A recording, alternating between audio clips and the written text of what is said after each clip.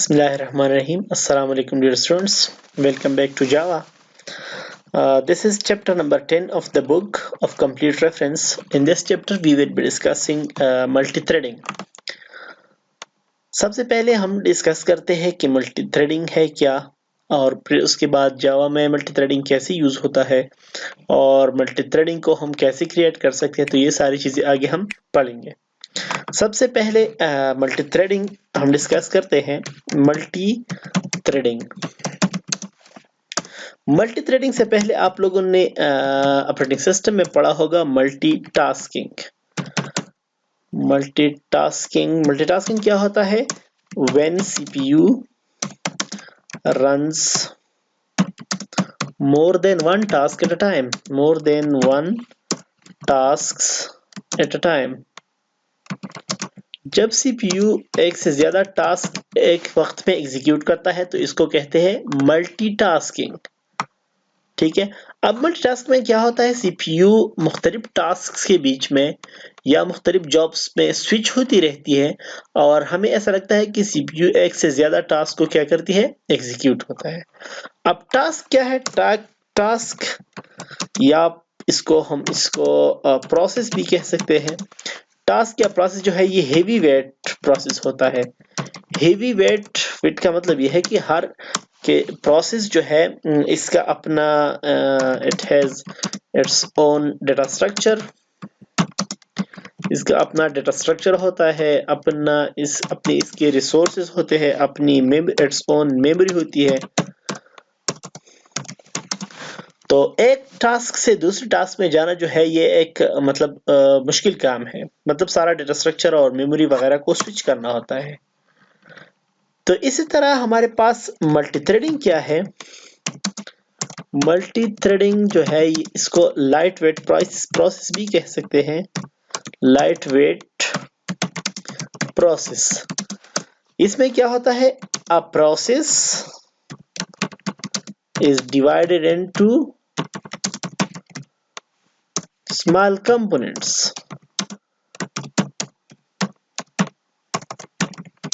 जब एक प्रोसेस को स्मॉल कंपोनेंट्स में डिवाइड किया जाता है तो the small components are called threads. तो इन स्मॉल कंपोनेंट्स को फिर थ्रेड्स कहते हैं। ठीक है। अब एक प्रोसेस को मुख्तलिफ थ्रेड्स में डिवाइड किया जाता है। लेट सपोज फॉर एग्जांपल ये मेरे पास ये लेट सपोज मेरा एक प्रोसेस है। ठीक है। तो इसको मैंने कह दिया प्रोसेस P1। इस तरह ये मेरा प्रोसेस P2 हो गया लेट सपोज। तो ये जो है ये प्रोसेस जो है या जॉब्स ये हमारे पास हाई वेट प्रोसेस होते हैं। मतलब इसका हर एक का अपना डेटा स्ट्रक्चर होगा, अपनी मेमोरी होगी। ठीक है। लेकिन जब मैं इस प्रोसेस को मुख्तलिफ छोटे-छोटे कंपोनेंट्स में डिवाइड कर दूं तो अब एक छोटे कंपोनेंट को थ्रेड कहते हैं। ठीक है। और इस कॉन्सेप्ट को मल्टी थ्रेडिंग कहते हैं। ठीक है। अब इसको मैंने ये T2 हो गया, थ्रेड 2, ये थ्रेड 3 हो गया, ये थ्रेड 4 हो गया। तो मेरा प्रोसेस क्या हो गया? मुख्तलिफ थ्रेड्स में डिवाइड। अब ये थ्रेड जो है ये लाइट वेट है। लाइट वेट मतलब ये कि ये इस थ्रेड का अपना डेटा स्ट्रक्चर नहीं होगा, अपनी मेमोरी नहीं होगी। इस थ्रेड का भी अपना मेमोरी और अपना डेटा स्ट्रक्चर नहीं होगा, बल्कि ये क्या करेंगे, ये दोनों इस प्रोसेस की मेमोरी और इसके डेटा स्ट्रक्चर्स को शेयर करेंगे। ये सारे थ्रेड्स क्या करेंगे, ये आपस में मेमोरी और डेटा स्ट्रक्चर को शेयर करेंगे, एक दूसरे के साथ कम्युनिकेशन आसानी से करेंगे और सीपीयू में इसकी स्विचिंग आसानी से होगी। अब सीपीयू क्या करेगा, एक वक्त में इन सारे थ्रेड्स को एग्जीक्यूट करेगा। अब ये देखो मेरा ये प्रोसेस क्या हो गया, ये मुख्तलिफ थ्रेड्स में डिवाइड हो गया। ठीक है। अब ये जो थ्रेड है ये सीपीयू किसी भी थ्रेड को एग्जीक्यूट कर सकता है। लेट सपोज ये मेरा एक प्रोग्राम है, इसमें लेट सपोज ये थ्रेड है, ये थ्रेड है, ये 5 इसके थ्रेड में तकसीम हो गया। अब ये सारे थ्रेड जो है ये कंकरेंटली एग्जीक्यूट हो सकते हैं। लेट सपोज अगर ये थ्रेड कुछ वेट कर रहा है तो ये थ्रेड एग्जीक्यूट हो सकता है। अगर इस थ्रेड में कोई मसला है तो ये थ्रेड एग्जीक्यूट हो सकता है। या लेट सपोज सीपीयू ऐसा भी कर सकता है कि कुछ वक्त इस थ्रेड को दे, कुछ वक्त इस थ्रेड को दिए और कुछ वक्त इस थ्रेड को दे सकता है। अब जो हमारा थ्रेड मॉडल जो है जावा में, तो जावा क्या करता है, जावा हमारे पास ऐसा लैंग्वेज है, जावा हमारे पास मल्टी थ्रेडेड लैंग्वेज है। Java is multi threaded language. इसका मतलब यह है कि जावा में हम मल्टी थ्रेडिंग कर सकते हैं। जावा में हम ऐसा प्रोग्राम लिख सकते हैं जिसके मुख्तलिफ थ्रेड्स हो, जिसके मुख्तलिफ कंपोनेंट्स हो। लेट सपोज मेरा प्रोग्राम जो है वो मुख्तलिफ कंपोनेंट्स पे है। लेट सपोज मेरे प्रोग्राम में एक पोर्शन ऐसा है जो यूजर से इनपुट लेता है। तो अब यूजर तो स्लो है, यूजर जब इनपुट एंटर करता है तो बहुत ज्यादा टाइम लेता है, या नेट से अगर डाउनलोडिंग कुछ हो रही है, नेट पे कुछ सर्चिंग कर रहा है, तो वो भी तो स्लो है। तो सीपीयू क्या करेगा, वेट करेगा। सीपीयू का बहुत ज्यादा कीमती वक्त जाया होगा। तो इस कीमती वक्त को बचाने के लिए हम क्या कर सकते हैं, प्रोग्राम के 2-3 थ्रेड्स बना सकते हैं। लेट सपोज अगर थ्रेड 1 बिजी यूजर से इनपुट ले रहा है, तो थ्रेड 2 की रनिंग होगी सीपीयू पे। अगर थ्रेड 2 भी लेट सपोज ब्लॉक स्टेट में चला जाए, तो थ्रेड 3 क्या हो सकता है, थ्रेड 3 रन हो सकता है। तो मेरे प्रोग्राम का कुछ ना कुछ हिस्सा की हर वक्त क्या होगा, रन होगा, और सीपीयू का जो टाइम है उसको जाया होने से बचाएगा। अब जावा जो है, जावा अदर लैंग्वेजेस की तरह सिंपल मतलब सिंपल नहीं है। जावा हमारे पास मल्टी थ्रेडेड लैंग्वेज है। इसका जो थ्रेड होगा या तो रनिंग स्टेट पे होगा या वेटिंग स्टेट पे होगा या न्यू स्टेट पे होगा। ठीक है, तो इसको हम कह सकते हैं जावा की मतलब मुख्तलिफ किस्म की इसमें मुख्तलिफ सिचुएशंस हो सकते हैं।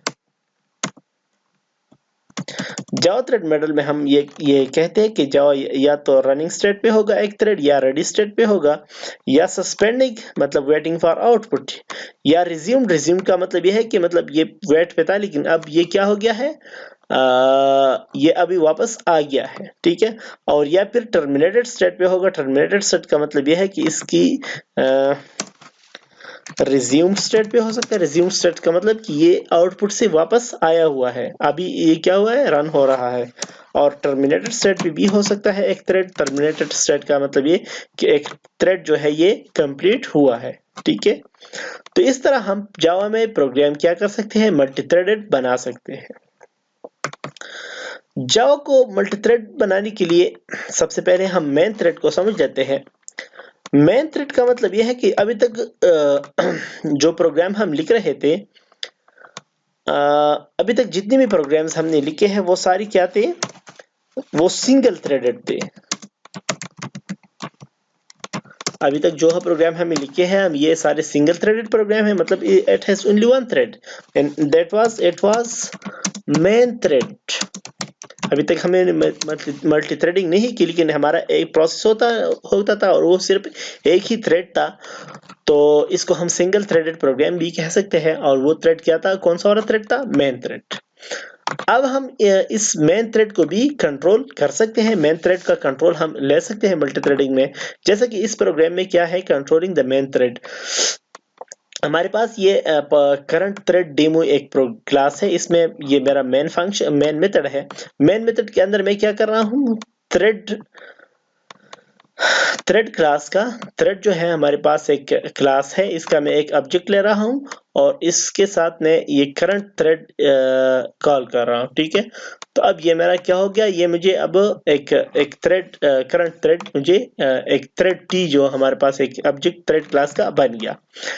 मेन मेथड के अंदर मैं एक इस थ्रेड का डिटेल प्रिंट कर रहा हूं, तो ये मुझे यहाँ पर डिटेल प्रिंट करेगा कि ये मेन थ्रेड है। ठीक है, अब इस थ्रेड का जो मैं नाम चेंज कर सकता हूँ। थ्रेड क्लास में एक मेथड है सेट नेम, तो इसके थ्रू, इस सेट नेम के थ्रू मैं थ्रेड का नाम सेट कर सकता हूँ, और गेट नेम की मदद से मैं इसका नाम प्रिंट कर सकता हूँ या ले सकता हूँ। इसके बाद मैं system dot out dot println के बाद फिर मैं टी को प्रिंट करता हूं। तो पहले ये मुझे क्या प्रिंट करेगी, ये मुझे मेन वगैरह वगैरह कुछ चीजें प्रिंट करेगा। लेकिन जब मैं इसका नाम चेंज करूंगा तो ये फिर यहाँ पर मुझे ये टी क्या प्रिंट करेगा, माई थ्रेड प्रिंट करेगा। ठीक है, उसके बाद फिर मैं फॉर लूप लेता हूं। तो फॉर लूप मैं शुरू करता हूं 5 से और 0 तक जाता हूं। ठीक है, और n को माइनस मेरा मतलब यह है कि मैं 5 से 0 तक हिंसे प्रिंट करूं, लेकिन एक हिंसा प्रिंट होने के बाद फिर मुझे क्या करे, 1 सेकंड वेट करे। thread.sleep मेथड में कॉल कर रहा हूं। ये thread.sleep क्या कह रहा है कि इस थ्रेड को क्या करो, स्लीप करो। कितने वक्त के लिए, 1000 मिलीसेकंड्स के लिए। 1000 मिलीसेकंड का मतलब यह है कि वो 1 सेकंड के लिए। अब ये मेथड जो है, ये मेथड एक एक्सेप्शन थ्रो कर रहा है। क्या कर रहा है, पिछले चैप्टर में हमने एक्सेप्शन डिस्कस किया था। एक्सेप्शन हमने इसलिए डिस्कस किया था क्योंकि आगे हम इसको यूज करेंगे। अब ये मेथड जो है, ये स्लीप, ये एक एक्सेप्शन थ्रो कर रहा है। वो एक्सेप्शन क्या है, इंटरप्टेड एक्सेप्शन। अगर एक्सेप्शन इंटरप्ट हो जाए, सॉरी, अगर थ्रेड इंटरप्ट हो जाए तो ये एक इंटरप्टेड एक्सेप्शन थ्रो कर रहा है। इसलिए इस स्लीप मेथड को हमने ट्राई में बंद किया है। अगर इसको हम ट्राई कैच में बंद नहीं करेंगे तो ये हमारा ये मतलब रन नहीं होगा। ठीक है, तो इस तरह हमें ये स्लीप मेथड क्या करेगा, ये इस प्रोग्राम को मतलब 1 सेकंड के लिए स्लीप करेगा, फिर हमें 5 प्रिंट करेगा, फिर 1 सेकंड के लिए स्लीप होगा ये मेन थ्रेड, फिर 4 प्रिंट करेगा, फिर 1 सेकंड के लिए स्लीप होगा। मतलब आहिस्ता आहिस्ता हमें 5 4 3 2 1 को प्रिंट करेगा। प्रोग्राम को मैं कंपाइल करता हूं। प्रोग्राम का नाम मैंने रखा है करंट थ्रेड डेमो, जावा सी करंट थ्रेड डेमो और जावा। प्रोग्राम मेरा कंपाइल हो गया, इसको मैं रन करता हूं। जावा करंट थ्रेड डेमो। देखो मेरा प्रोग्राम जो था, पहले इसने मेन 5 मेन दिखा दिया, फिर मैंने इसका नेम चेंज कर दिया, माई थ्रेड 5 मेन कर दिया मैंने। तो इसने ये इस मेन की जगह मुझे क्या, माई थ्रेड डिस्प्ले कर दिया। फिर उसके बाद इसने मुझे डिस्प्ले कर दिया 5, फिर 1 सेकंड के बाद 4, फिर 1 सेकंड के बाद 3 2 1। दोबारा रन करता हूँ, देखिए 5 4 3 2 1। ठीक है। ये 1 सेकंड के वक्त से मुझे क्या करता है, 1 2 3 प्रिंट कर देता है। ठीक है, अच्छा आगे चलते हैं। अब ये तो हमने मेन थ्रेड की बात की। अभी तक जितने भी प्रोग्राम हमने लिखे हैं वो सारे एक ही थ्रेड के थे, उसको हम मेन थ्रेड कहते हैं।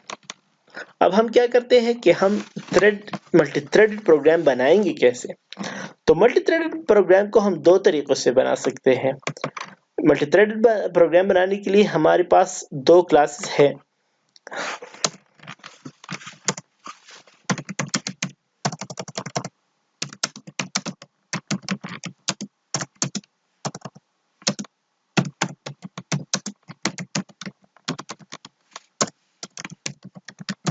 मल्टीथ्रेडेड प्रोग्राम हम 2 तरीके से बना सकते हैं, या इम्प्लीमेंट रनेबल इंटरफेस। हमारे पास एक इंटरफेस है, उसका नाम है रनेबल। जब हम रनेबल इंटरफेस को इम्प्लीमेंट करेंगे तब भी हम मल्टीथ्रेडेड प्रोग्राम बना सकते हैं, या हम एक्सटेंडिंग थ्रेड क्लास, या हमारे पास एक क्लास है उसका नाम थ्रेड है। अगर हम इस थ्रेड क्लास को एक्सटेंड करें अपने प्रोग्राम में तब भी हम मल्टीथ्रेडेड प्रोग्राम बना सकते हैं, या हम इस इंटरफेस को अगर रनेबल इंटरफेस को इंप्लीमेंट करें। पिछले चैप्टर के अंदर हमने इंटरफेस को डिस्कस किया था। इंटरफेस हमने इसलिए डिस्कस किया था क्योंकि अब हम इंटरफेस को यूज कर रहे हैं। तो हमारे पास एक इंटरफेस है रनेबल, उसका नाम है। ये इंटरफेस जो है ये थ्रेडेड क्लास को क्या करता है, यूज करता है। तो हम इस इंटरफेस को भी इम्प्लीमेंट कर सकते हैं मल्टीथ्रेडेड प्रोग्राम लिखने के लिए। अब इसमें एक मेथड है रन, ठीक है, इसमें भी एक मेथड है रन। अगर हम अगर मल्टीथ्रेडिंग करेंगे यूजिंग दिस वे, इस तरीके से भी हम मल्टीथ्रेडिंग कर सकते हैं, इस तरीके से भी कर सकते हैं। या तो हम मल्टीथ्रेडिंग करेंगे बाय इंप्लीमेंटिंग रनेबल इंटरफेस, या हम मल्टीथ्रेडिंग करेंगे बाय एक्सटेंडिंग थ्रेड। अब दोनों तरीके हैं, लेकिन इस तरीके में भी हम इस इंटरफेस में एक मेथड है उसका नाम रन है, उस मेथड को खामखा हमने क्या करना होगा, इंप्लीमेंट करना होगा। और अगर हम इस तरीके के थ्रू करेंगे थ्रेड क्लास को एक्सटेंड करने के थ्रू करेंगे तो हम इसमें भी एक मेथड है रन, उस मेथड को हम ओवरराइड करेंगे। जब तक हम वो मेथड ओवरराइड नहीं करेंगे हम मल्टीथ्रेडेड प्रोग्राम नहीं कर सकते, मल्टीथ्रेडेड प्रोग्राम नहीं लिख सकते। तो सबसे पहले हम देखते हैं कि बाय इम्प्लीमेंटिंग रनेबल इंटरफेस के थ्रू हमें मल्टीथ्रेडेड प्रोग्राम कैसे बनाएंगे। तो सबसे पहले मैं एक क्लास लेता हूं न्यू थ्रेड, उसका नाम है, इसमें मैं इम्प्लीमेंट करता हूं क्या, रनेबल। इसमें मैंने रनेबल इम्प्लीमेंट किया, मतलब इसका क्या, अब ये मेरा प्रोग्राम जो है ये मल्टीथ्रेडेड प्रोग्राम होगा। इस क्लास के अंदर मैंने थ्रेड क्लास का एक ऑब्जेक्ट लिया टी, इस क्लास का मैंने कंस्ट्रक्टर लिया न्यू थ्रेड, इस टी को मैंने क्रिएट कर दिया टी न्यू थ्रेड। अब थ्रेड 10 का मतलब क्या है, दिस का मतलब ये है कि ये इस क्लास का एक ऑब्जेक्ट रिप्रेजेंट करता है न्यू थ्रेड क्लास का, और डेमो थ्रेड जो है ये इसका नाम होगा, ठीक है। अब ये मैं एक कंस्ट्रक्टर कॉल कर रहा हूँ इस थ्रेड क्लास का, उस कंस्ट्रक्टर को दो पैरामीटर चाहिए, एक ऑब्जेक्ट ऑफ द क्लास और दूसरा थ्रेड मतलब नेम ऑफ द क्लास, ठीक है। मैं इसके अंदर फिर चाइल्ड थ्रेड के अंदर मैं टी को प्रिंट करता हूं, तो ये मुझे डिटेल प्रिंट करेगा कि ये अब कौन सा थ्रेड है। और उसके बाद मैं टी को स्टार्ट करता हूं, जब मैं टी डॉट स्टार्ट कॉल करता हूं तो ये टी डॉट स्टार्ट क्या करता है, ये रन मेथड को कॉल करके थ्रेड को स्टार्ट करता है। मैंने बताया था कि रनेबल इंटरफेस, इस रनेबल इंटरफेस में एक मेथड है उसका नाम है रन। उस रन मेथड को खामखा हमने इंप्लीमेंट करना होगा। तो इधर मैं देखो रन मेथड को क्या कर रहा हूं, इंप्लीमेंट कर रहा हूं। रन मेथड के अंदर मैंने एक फार लूप लिया है, फार लूप वही फार लूप है, इसको मैंने 5 से आई को मैंने 5 से शुरू किया, आई 0 तक जाएगा और हर दफा ये मुझे क्या प्रिंट करेगा, चाइल्ड थ्रेड के साथ आई प्रिंट करेगा। चाइल्ड थ्रेड आई में पहले 5 होगा फिर 4, लेकिन इसको मैं स्लीप कर रहा हूँ 500 मिलीसेकंड। 500 मिलीसेकंड मतलब हाफ सेकंड के लिए मैं इसको स्लीप कर रहा हूँ, ठीक है। और इसको मैंने ट्राई कैच में इसलिए बंद किया हुआ है क्योंकि ये स्लीप मेथड जो है ये एक एक्सेप्शन, इंटरप्टेड एक्सेप्शन क्रिएट करता है, थ्रो करता है। अच्छा, मैंने एक और क्लास लिया है थ्रेड डेमो, इसके अंदर मैंने मेन मेथड लिया है, इसके अंदर मैंने नेमलेस ऑब्जेक्ट क्रिएट किया है। अब इधर मैंने एक ऑब्जेक्ट क्रिएट किया है, कौन से क्लास का, इस न्यू थ्रेड क्लास का, इस क्लास का, इस क्लास का मैंने क्या किया, एक नेमलेस ऑब्जेक्ट। नेमलेस ऑब्जेक्ट मतलब एक ऐसा ऑब्जेक्ट जिसका कोई नाम इधर मैंने नहीं लिखा, और ये कंस्ट्रक्टर कॉल हुआ है तो इसने ऑब्जेक्ट क्रिएट की। अब इस ऑब्जेक्ट इधर तो मेरा ऑब्जेक्ट क्रिएट होगा तो ये कंस्ट्रक्टर कॉल करेगा। कंस्ट्रक्टर जब कॉल होगा तो ये कंस्ट्रक्टर क्या करेगा, ये कंस्ट्रक्टर इधर एक ऑब्जेक्ट क्रिएट करेगा, उस ऑब्जेक्ट का नाम सेट करेगा, उस इधर चाइल्ड क्या करेगा, चाइल्ड थ्रेड क्रिएट कर रहा है, चाइल्ड थ्रेड क्रिएट होगा और वो चाइल्ड थ्रेड इधर क्या होगा, स्टार्ट होगा, ठीक है। जब ये स्टार्ट होगा तो ये इधर इस रन मेथड को कॉल करेगा और रन मेथड ये चीजें डिस्प्ले करेगा। साथ साथ देखो ये हमारा मेन थ्रेड भी चल रहा है, लेकिन मेन थ्रेड में मैंने जो लूप लगाया है इस कंस्ट्रक्टर के बाद में, देखो मेरा मेन थ्रेड शुरू हुआ, मेन थ्रेड में भी मैं क्या कर रहा हूँ, मेन थ्रेड जब चल रहा है तो इसमें भी मैंने सिस्टम डॉट आउट में आई शो कर रहा हूँ, लेकिन ये मेन थ्रेड के साथ आई शो कर रहा है और मेन थ्रेड को मैं स्लीप कर रहा हूँ 1 सेकंड के लिए। जो देखो चाइल्ड थ्रेड जो था, जो चाइल्ड थ्रेड है ये हाफ सेकंड के लिए स्लीप हो रहा है और जो मेन थ्रेड है वो एक सेकंड के लिए स्लीप हो रहा है।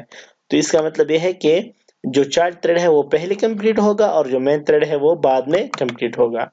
और स्लीप मेथड को हमने ट्राई कैच में बंद किया क्योंकि ये एक इंटरप्टेड एक्सेप्शन थ्रो कर रहा है, ठीक है। अब एक खास वजह ये भी है कि इसको हम 1 सेकंड के लिए इसलिए स्लीप कर रहे हैं, चाइल्ड थ्रेड को हम हाफ सेकंड के लिए स्लीप करते हैं और इस मेन थ्रेड को हम 1 सेकंड के लिए। इसका एक वजह ये भी है कि हम चाहते हैं कि जो चाइल्ड थ्रेड है वो पहले कंप्लीट हो और मेन थ्रेड बाद में कंप्लीट हो।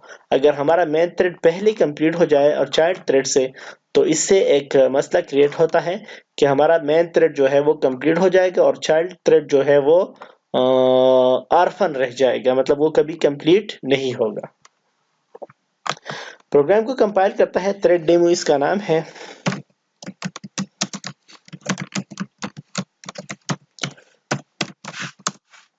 प्रोग्राम कंपाइल हो गया, इसको रन करता हूं।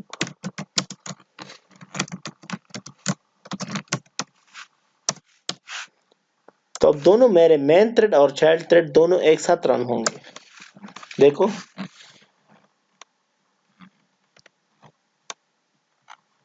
मेन थ्रेड रन हो रहा है, उसके बाद चाइल्ड थ्रेड 2 दफा रन हो रहा है, क्योंकि चाइल्ड थ्रेड को मैं हाफ सेकंड के लिए स्लीप कर रहा हूँ। फिर मेन थ्रेड रन हुआ, फिर चाइल्ड थ्रेड दो दफा रन हुआ, फिर मेन थ्रेड एक दफा रन हुआ, फिर चाइल्ड थ्रेड कंप्लीट हो गया, फिर उसके बाद जितनी मर्तबा रहता है वो मेन थ्रेड कंप्लीट हो गया। ठीक है, तो इस तरह हमने एक मल्टी थ्रेडेड प्रोग्राम बना दिया, लेकिन किस तरीके से? Bye implementing runnable. सिमिलरली ये प्रोग्राम हमने बनाया हुआ है बाय एक्सटेंडिंग, इसकी जगह हमने लिखा है क्या? देखो ये वही क्लास है, लेकिन इधर हमने इम्प्लीमेंट रनेबल की जगह क्या क्या डाला है? Extend thread. इसमें हमने थ्रेड क्लास को एक्सटेंड किया है, तो ये हमारा मल्टी थ्रेडेड प्रोग्राम। सिमिलरली ये हमने कंस्ट्रक्टर लगाया हुआ है। अब इसमें हमने थ्रेड क्लास का ऑब्जेक्ट नहीं क्रिएट किया, हमने डायरेक्ट मतलब सुपर कंस्ट्रक्टर कॉल किया, क्योंकि इस क्लास का कंस्ट्रक्टर इधर हम सुपर कॉल करेंगे तो ये इस क्लास का कंस्ट्रक्टर कॉल होगा, और वही कंस्ट्रक्टर जिसमें सिर्फ एक ही पैरामीटर रिक्वायर्ड है। ये दिस जो है ये इस क्लास का ऑब्जेक्ट शो करेगा, और थ्रेड को हम स्टार्ट करेंगे। जब हम स्टार्ट कॉल करेंगे तो ये इस रन मेथड को कॉल करेगा, और रन मेथड के अंदर देखो हम वही बार लूप लगाते हैं, और इसको भी हम हाफ सेकंड के लिए स्लीप करते हैं। एक्सटेंड डेमो में भी हमने एक यही चाइल्ड थ्रेड क्रिएट कर दिया, और एक हमारा मेन थ्रेड चलेगा।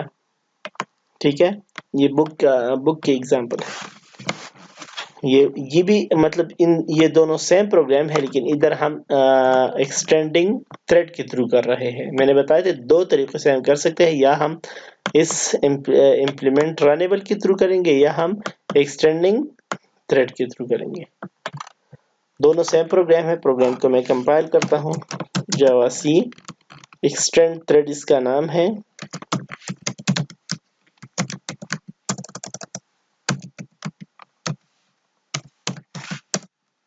कंपाइल हो गया, इसको मैं रन करता हूँ। जावा